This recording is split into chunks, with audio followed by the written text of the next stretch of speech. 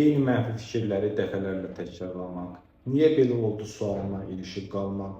hadisəni daima analiz etmək, amma nəticəyə gəlməmək, gələcəkdə də eyni səhvin olacağından həddindən artıq qorxmaq, yatanda beynin dayanmadan işlənməsi, diqqəti başqa işə yönəldə bilməmə, kiçik hadisələri şişirdilmiş şəkildə düşünmək, özünü günahlandırma və özünü tənqid, emosional olaraq ilişib qalma, stres narahatlığının azalmaması,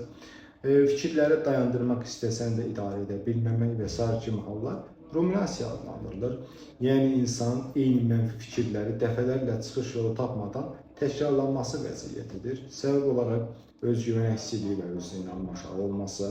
mükəmməlliyətçilik, emosional tənzimləmə zəifliyi, travmalar, iş həyatı, sosial-iqtisadi problemlər və münasibətlər kimi stresə səbəb olan amillər, həddindən artıq düşünməyə meyilli olmaq, aşağı yuxu keyfiyyəti və yorğunluq göstərilə bilər. Ruminasiya döngüsü təkrarlanması obsessiv kompulsiv pozuntu, anksiyetə və depressiyaya gətirib